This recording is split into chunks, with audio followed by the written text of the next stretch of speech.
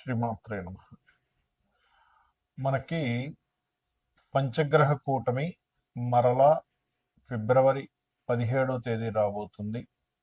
17వ తేదీ నుంచి almost month ending వరకు ఉంటుంది. అంటే ముందుగా చంద్రుడు కలుస్తాడు పంచగ్రహ కూటమి. చంద్రుడు వెళ్ళిపోయిన తర్వాత 22వ తేదీ నుంచి కుజుడు వచ్చి జాయిన్ అవుతాడు. కాబట్టి మధ్యలో 1-2 డేస్ గ్యాప్ ఇచ్చి మొత్తం మీద ఒక దాదాపుగా మీకు ఒక 12-13 రోజులు పంచగ్రహ కూటమి ఉంటుంది. దీని వలన మీకు కలిగేటువంటి ఫలితాలు ఏమిటి, ఏ విషయాల పట్ల, అదేవిధంగా మీరు చూడండి, వల్ల రేపు మనం ఎప్పటి నుంచో చెప్పుకుంటూ వస్తున్నాం. చాలా విచిత్రాలు జరుగుతాయి, చాలా అప్ అండ్ డౌన్ జరుగుతాయి. అదేవిధంగా షేర్ మార్కెట్ క్రాష్ అవుతుంది, గోల్డ్ రేట్లు సిల్వర్ రేట్లు పెరగడాలు తరగడాలు విపరీతంగా అవుతుంటాయి అనుకున్నాం. మరి ఇందులో ఇన్వెస్ట్మెంట్స్ చేసే వాళ్ళ పరిస్థితి కూడా ఏంటి, దానికి కూడా అసలు ఎటువంటి జాగ్రత్తలు తీసుకోవాలి అనేటువంటి విషయాలు కూడా తెలుసుకుందాం.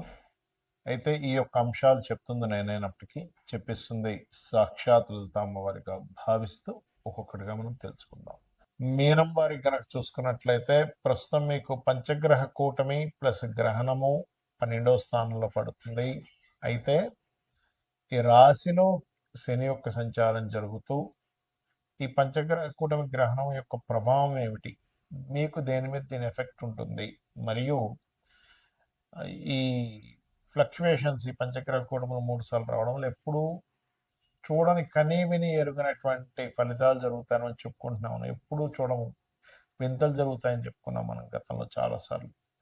కాబట్టి ఏంటంటే దీంట్లో కొంతమంది ఈ బంగారం మీద వెండి మీద పెట్టే ఇన్వెస్ట్మెంట్స్ వల్ల ఫ్లక్చువేట్ అయ్యేసరికి ప్యానిక్ అయిపోతూ ఉంటారు. మరి మీరు ఏం చూసుకోవాలి, ఏం చేయాలి, ఎటువంటి దేవత ఆరాధన చేసుకుంటే బాగుంటుంది అనేటువంటి అంశాలు చెప్తుంది నేనైనప్పటికీ చెప్పిస్తుంది సాక్షాత్ లలిత అమ్మవారిగా భావిస్తూ ఆ లలితాంబిక అమ్మవారి యొక్క అనుగ్రహం పరిపూర్ణంగా కలగాలని మనస్ఫూర్తి కోరుకుంటూ, ఇక్కడ మీరు గమనించినట్లయితే 12వ స్థానంలో జరుగుతుంది మీకు. అంటే మీరు ఇన్వెస్ట్మెంట్స్ చేసేటువంటి విషయాల పట్ల కాస్త జాగ్రత్తగా ఉండాలి. కాకపోతే విదేశాలకు వెళ్ళాలని చేసే ప్రయత్నం మాత్రం కొంతవరకు ఫలిస్తుంది. కాకపోతే లగ్నంలో ఉండేటువంటి శని యొక్క ప్రభావం వల్ల కొంత ఆలస్యం అవడం, ఆటంకాలు జరగడం జరుగుతూ ఉంటాయి. కొంచెం ఎవరికైనా మనీ ఇచ్చే విషయంలో జాగ్రత్తగా ఉండాలి. బికాస్ ఆఫ్ 12లో ఉన్నప్పుడు ఎక్కువ ఇన్వెస్ట్మెంట్ చేయడం, ఎక్కువ ఖర్చులు చేయడం, ఖర్చు స్థానం మీద ఎక్కువ ప్రభావం పడుతూ ఉంటుంది. కాబట్టి మనీ ఎవరికి తొందరపడి ఇవ్వకండి, అది ఇస్తే వెనక్కి రాదు. ఈ టైంలో గ్రహణం 12వ స్థానంలో జరుగుతుంది కాబట్టి కొత్త ప్రాపర్టీస్ కొనుక్కుంటారు. రియల్ ఎస్టేట్ రంగాల్లో ఉండేటువంటి వారికి కొంతవరకు అనుకూలత ఉంటుంది. కాకపోతే నిర్ణయాలు తీసుకునేటప్పుడు, అందులో ముఖ్యంగా ప్రేమ వ్యవహారాలు, ప్రేమించి వివాహం చేసుకునేటువంటి విషయాలకి ఎంత దూరం ఉంటే అంత మంచిది. ఇప్పుడు నిర్ణయం తీసుకోవడం కరెక్ట్ కాదని చెప్తున్నాను నేను, ప్రేమించడం కరెక్ట్ కాదని చెప్పట్లే. రెగ్యులర్గా మీకు ఉండేటువంటి కొన్ని రెగ్యులర్ వర్క్స్లో నిత్య జీవితంలో ఆటంకాలు తగ్గాలంటే గణపతిని ఆరాధన మరియు రాజరాజేశ్వరి అమ్మవారి యొక్క ఆరాధన చేయండి, బాగుంటుంది. అలాగే ఉద్యోగ సంబంధించినటువంటి విషయంలో కూడా ఉన్న ప్రదేశం కాకుండా వేరే ప్రదేశాలకు వెళ్ళి మారినందుకు మీకు ఉద్యోగ అవకాశాలు తొందరగా వస్తాయి. ఉన్న ప్లేస్లోనే మీరు వెతుక్కొని ఉన్న ప్లేస్లోనే ఉద్యోగం చేయాలంటే కుదరదు, గుర్తుపెట్టుకోండి. ఇక మీరు నిత్యము రాజరాజేశ్వరి అమ్మవారి ఆరాధన చేయడము మరియు ప్రధానంగా ఓం మాణిక్య మకుటాకార జానుద్వయ విరాజితాయ నమః అనే మంత్రం చేస్తూ ఉండండి. అదేవిధంగా ఈ గ్రహణం 12వ స్థానంలో జరుగుతుంది కాబట్టి వివాహ జీవితం మీద కూడా దీని ఎఫెక్ట్ ఉంటూ ఉంటుంది. మరియు జీవిత భాగస్వామితో సమ్ టైమ్స్ దూరంగా ఉండాల్సిన పరిస్థితి కూడా వస్తుంది గ్రహణం నుంచి 40 రోజుల పాటు. అంటే ఫిబ్రవరి 17వ తేదీ నుంచి 40-41 డేస్ వరకు. కాబట్టి ఈ యొక్క విషయాల్లో మీకు అన్ని విధాలా బాగుండాలి అంటే గ్రహణం తర్వాత నేను మీకు వీడియో ఎండింగ్లో చెప్తుంటాను, దానం ఏమి ఇవ్వాలని, ఆ దానాలు ఇవ్వండి, అన్ని విధాలా బాగుంటుంది. ముఖ్యంగా ఈ పంచగ్రహ కూటమి ఏర్పడినందుకు మనం లాస్ట్ టైం జనవరి మాసంలో కూడా పంచగ్రహ కూటమి ఏర్పడింది. ఆ సమయంలో చండీ హోమం అందరికీ ఫ్రీగా చేసి పెట్టాము. అప్పుడే మనం అనౌన్స్మెంట్ చేసాం నెక్స్ట్ మంత్ క్షేత్రంలో జరుగుతుందని. కామాఖ్య శక్తిపీఠంలో ఈసారి 17, 18, 19 తేదీల్లో 17వ తేదీ గణపతి మరియు లలిత హోమము, 18వ తేదీ నవగ్రహ హోమము, 19వ తేదీ చండీ హోమం జరుగుతుంది. ఆ హోమం జరిగిన తర్వాత రుద్రాక్ష, ఆ హోమంలో పూజలో పెట్టినటువంటి రుద్రాక్ష మరియు అదేవిధంగా హోమ భస్మము, ప్రసాదము, డ్రై ఫ్రూట్స్ ప్రసాదము, మరియు అదేవిధంగా ఆ యొక్క సింధూర్ మనకి ఏదైతే అమ్మవారి యొక్క బొట్టు ఏదైతే ఉంటుందో అది కూడా మీకు పంపించడం జరుగుతుంది. ఎవరికైనా ఇంట్రెస్ట్ ఉన్న వాళ్ళు తీసుకోవచ్చు. అయితే ఇక్కడ గ్రహణం వేరే దేశాల్లో ఉన్నప్పుడు మరి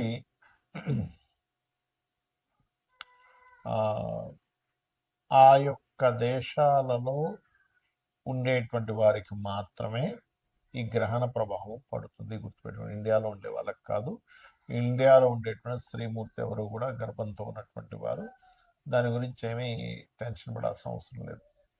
రైట్. మరి వేరే దేశాల్లో ఉండేటువంటి వారు అక్కడ మీరు ఒకవేళ గ్రహణం ఎఫెక్ట్ పడింది, పిల్లలు ఒక్కోసారి అక్కడ ఉంటారు, తల్లిదండ్రులు ఇక్కడ ఉంటారు, వాళ్ళ పేరు మీద ఇక్కడ మీరు దానం ఇవ్వచ్చు. ఏమేమి ఇవ్వాలి దానాలు చూసుకున్నట్లయితే బియ్యము, గోధుమలు, మినుములు, నువ్వులు మరియు అదేవిధంగా కందులు, ఉలవలు కూడా ఇవ్వచ్చు. దీంతోపాటు సూర్యచంద్ర ప్రతిమలు వెండివే ఇవ్వాలని రూల్ లేదు, ఏ మెటల్ అయినా ఇవ్వచ్చు. 2 నాగపడగలు లాంటివి ఇవ్వాలి. అదేవిధంగా మీరు వీటితో పాటు ఒక చిన్న ఇత్తడికి సంబంధించిన చిన్న గిన్నె తీసుకొని అందులో ఆవు నెయ్యి ప్యాకెట్ పెట్టేసి దానం ఇచ్చినట్లయితే చాలా చక్కటి ఫలితాలు ఉంటాయి, గుర్తుపెట్టుకోండి. అలాగే గ్రహణ సమయంలో మీకు ఏదైనా సమస్య ఉన్నట్లయితే ఆ సమస్యకు సంబంధించిన, ఎందుకంటే ఇక్కడ ఇండియాలో లేదు కదా అని టెన్షన్ ఇది అవ్వక్కర్లేదు. ఇండియాలో లేదు, కానీ ఇండియాలో లేకపోయినప్పటికీ గ్రహణ సమయంలో మీరు చేసుకునేటువంటి జపము యొక్క ఫలితము పూర్తిగా కలుగుతుంది, గుర్తుపెట్టుకోండి. ఓకే. అయితే ఆ రోజు మీకు ఒకవేళ ఉదాహరణకి మీకు సమస్యలు ఉన్నాయి, ఎందుకంటే మనం ఆ రోజు గ్రహణం ఉందనే మనం ఆ రోజు కామాఖ్యలో హోమం కానీ చేస్తున్నాం. క్షేత్రస్థాయిలో క్షేత్రంలో చేసేటువంటి హోమం యొక్క ఫలితం 1000 రెట్లు ఉంటుంది. గ్రహణంలో చేసే ఫలితం మరొక 1000 రెట్లు ఉంటుంది. కాబట్టి ఆ రోజు చాలా గొప్పమైనటువంటి విశేషంగా చేయడం జరుగుతుంది.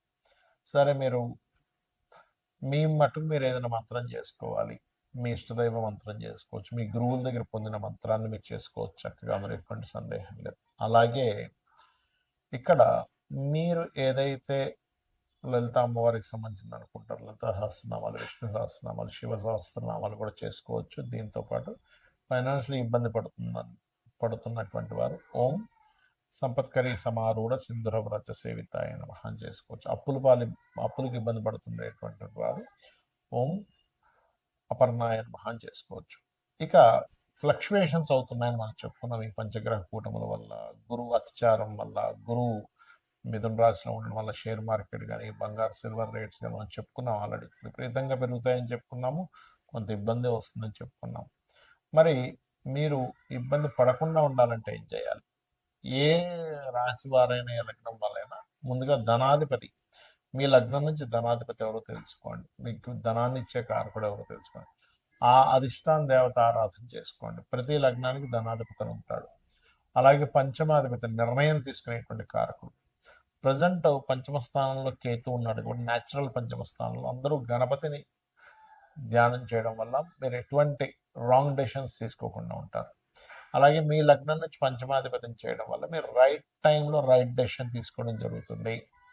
అలాగే ఇక్కడ మరొక విషయం ఏంటంటే లాభాధిపతి, వ్యయాధిపతి అంటే ఇన్వెస్ట్మెంట్స్ కారకుడు ఎవరైతే ఉన్నారంటే 12వ స్థానాధిపతి ఎవరో తెలుసుకొని దానికి సంబంధించిన దానము చేయాలి. లాభాధిపతిని చేయడం వల్ల ఏమవుతుందంటే సక్సెస్ రేట్ అనేది పెరుగుతుంది. ఇప్పుడు చూడండి, చాలామంది పలానా తక్కువ ఉన్నప్పుడు కొన్నామండి, పెరిగినప్పుడు భలే లాభాలు వచ్చాయని ఆనందపడ్డ వాళ్ళు ఉన్నారు సొసైటీలో. ఇప్పుడు అయ్యో అనవసరంగా ఎక్కువ ఉన్నప్పుడు కొని ఇప్పుడు తగ్గాయని చెప్పి బాధపడ్డ వాళ్ళు ఉన్నారు. 2 రకాలుగా ఉంది ఇప్పుడు ప్రస్తుత పరిస్థితి. కానీ మీరు ఎక్కడా కూడా ఎక్కువగా ఉండి కొన్నప్పుడు తగ్గిపోయి ఇబ్బంది పడకుండా ఉండాలంటే ఈ నలుగురు అంటే ధనాధిపతి, పంచమాధిపతి ఆలోచనాకారకుడు, లాభాధిపతి, వ్యయాధిపతి, మీ లగ్నం నుంచి ఎవరు ఏ ఫలితాలు ఇస్తున్నారో తెలుసుకొని దానికి సంబంధించిన దానము, మంత్రము చేయడం ద్వారా అనవసరంగా మీరు రాంగ్ ఇన్వెస్ట్మెంట్ చేసి ఇబ్బంది పడకుండా ఉండగలుగుతారు, గుర్తుపెట్టుకోండి. అలాగే ఈ యొక్క బంగారం, సిల్వర్ యొక్క రేట్లు ఈ ఒక్కరోజు కాదు, గుర్తుపెట్టుకోండి. ఇది ఒక 1.5 ఇయర్ వరకు ఫ్లక్చుయేషన్స్ జరుగుతూనే ఉంటాయి. విపరీతంగా పెరుగుతూ ఉంటుంది, విపరీతంగా తగ్గుతూ ఉంటుంది. కాబట్టి don't worry. Long term investment చేసే వాళ్ళకి ఇబ్బంది ఏమీ ఉండదు, గుర్తుపెట్టుకోండి. శ్రీమాత్రే నమః.